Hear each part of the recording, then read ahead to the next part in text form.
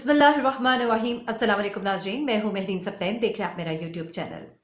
नाज़रीन, वीना मलिक और असद खटक इन दोनों के दरमियान जो एक ट्विटर पे जंग जारी है और इस दौरान असद खटक जो है वो अब अपने बयानात भी दे रहे हैं, वीडियो पैगामात भी सामने आ रहे हैं उनके।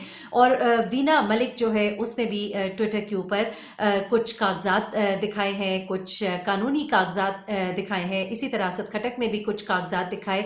अब मैं आपके सामने असल कहानी रखूंगी और बताऊंगी कि क्या लूप होल है उन बातों में जो वीना कर रही है और उन बातों में जो असद कह रहा है।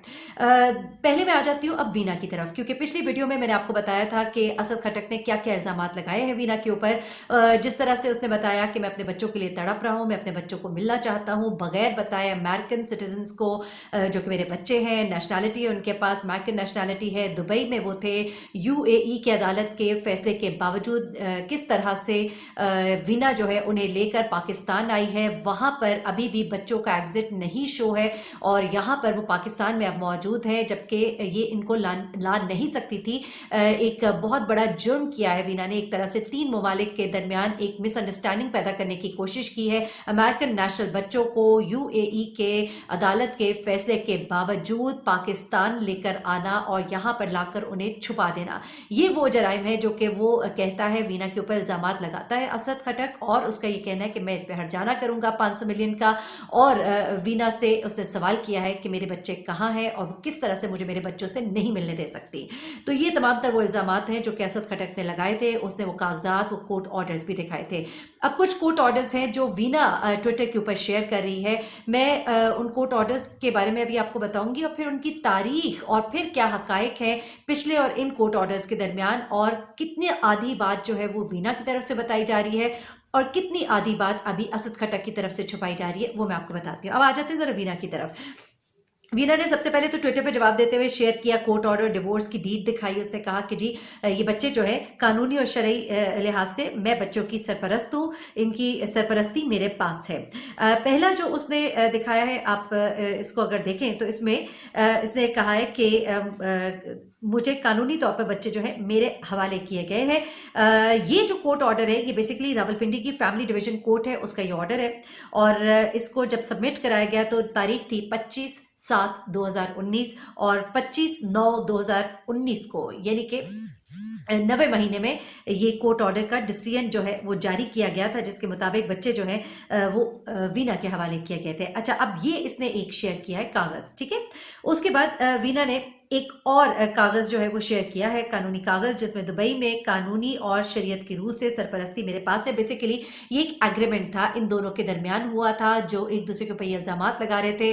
कोर्ट के अंदर इनके मामलात थे, तब इन दोनों ने कुछ मामलों के ऊपर इनकी सेटलमेंट हुई और फर्स्ट पार्टी यानी कि असद खटक और सेकंड पार्टी वीना मलिक थी। और इसमें ये मामला डिसाइड हुए कि ये दोनों एक दूसरे के ऊपर लगाए गए इल्जाम अपने वापस लेंगे।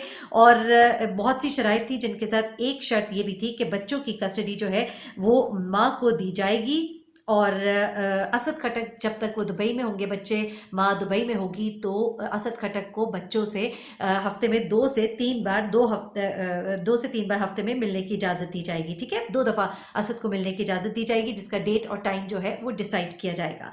तो यूएई के अंदर ये एक एग्रीमेंट इन दोनों के दरमियान हुआ था और असद को इजाज़त दी गई थी कि वो जनवरी तक उस अपार्टमेंट में रह सकता है और जनवरी तक के अखराजात मीना बच्चों के बर्दाश्त करेगी और उसके बाद ये दोनों पार्टीज जो है मिलकर आधे आधे अखराजात इनके बर्दाश्त करेंगे। ये एक एग्रीमेंट था जो इनके दरमियान हुआ था और इस एग्रीमेंट में असद ने खुद भी कहा कि मैंने अपनी मर्जी से बच्चे जो है वो वीना को देने की इजाज़त दी थी और मैंने कहा था कि वो बच्चों को रख सकती है इस शर्त पे कि उससे भी मिलने दिया जाएगा। अब ये मामला तो यहाँ तक हो गए, लेकिन इस कागज को दिखाकर वीना का ये कहना है कि मुझे तो कस्टडी वहां पर भी बच्चों की दे दी गई थी, लेकिन उस कस्टडी के साथ उनको ये भी याद रखना चाहिए कि वही नीचे कागज पर यह भी लिखा हुआ है कि बच्चों को 2 से 3 बार बाप से मिलवाया जाएगा, 2 बार बाप से मिलवाया जाएगा।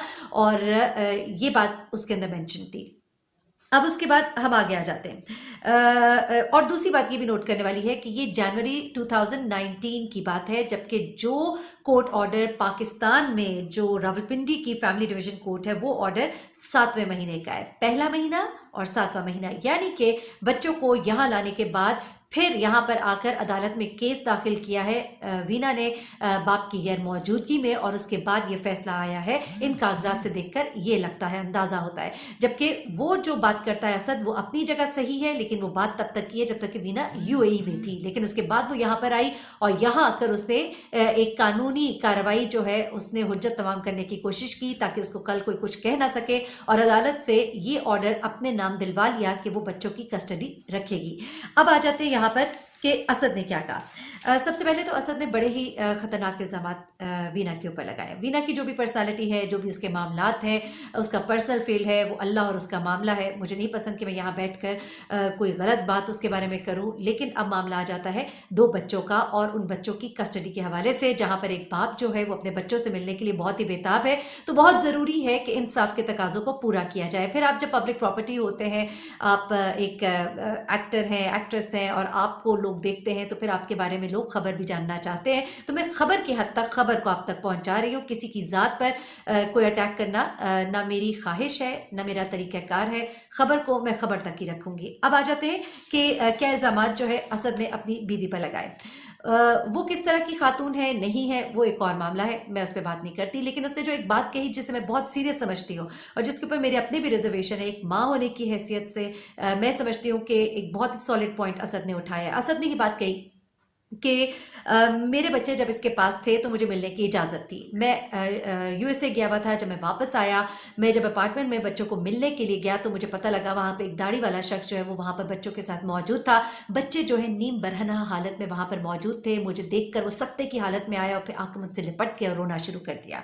उसके बाद वो कहते हैं मुझे बड़ा सा गुस्सा आया। मैंने पूछा तुम कौन हो? उसने कहा मैं यहाँ पर होता हूँ, मैं बच्चों को देखता हूँ। इसे पाकिस्तान से बुलाया गया था। वीना ने अपनी बहन के साथ इस शख्स को वहाँ पर बुलाया था। ये वहाँ पर बच्चों की टेक केयर कर रहा था। इस बात का असद को बहुत गुस्सा था, गम था कि उसकी बेटी भी है, उसका बेटा भी है। और वीना के बारे में जब उसने सवाल किया तो उस मुलाजिम ने बताया कि वो कई दिनों से तो घर आई ही नहीं।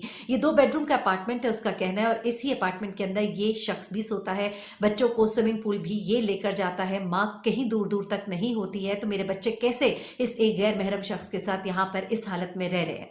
इस बात पर उसको गुस्सा आया। वो पुलिस स्टेशन गया, उसने पुलिस स्टेशन जाकर कंप्लेन की। और जब उसने कंप्लेन की तो उसके बाद क्या होता है कि पुलिस इसको बाकायदा गाइड करती है कि अब आप वहां पर जाइए और वहां पर जाकर हमें कॉल कीजिए। वहां पर जाकर जब आप कॉल करेंगे हम एट स्पॉट पहुंचेंगे, क्योंकि दुबई के रूल्स के मुताबिक बच्चों को इस गैर महरम मर्द के साथ नहीं रखा जा सकता। तो फिर हम वहां से इस मामले को उठाएंगे। असद उसी तरह से इस काम सारे को फॉलो करता है। वहां से जाके फोन करता है। अब ये 2019 की बात है, 2019 के अवाइल की, यानी कि शुरू के जनवरी के महीने की। जब ये वहां पर जाता है, वहां से ये फोन करता है, पुलिस वहां पर आती है। वहां पर उस मुलाजिम को देखती है, इसकी बहन को देखती है, उनसे उनके पासपोर्ट लिए जाते हैं, बच्चों को लिया जाता है, और असद खटक की मुद्दियत में एक केस जो है वो फाइल होता है। अब इसके बाद क्या होता है?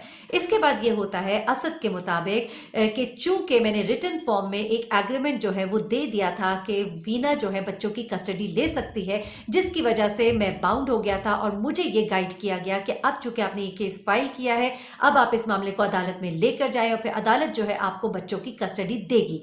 इस दौरान में जब ये प्रोसीजर हो रहा था, वीना बच्चों को लेकर पाकिस्तान चली गई, जबकि अभी उसको इजाजत बच्चों को ले जाने की नहीं थी। अब वीना ने जो कोर्ट ऑर्डर्स दिखाए उसको चूंकि पता था कि लीगली मामले को उसने अपने लिए स्ट्रॉन्ग करना है, यहां कर उसने अदालत में बच्चों की कस्टडी के लिए अप्लाई किया, उसको बच्चों की कस्टडी मिल गई।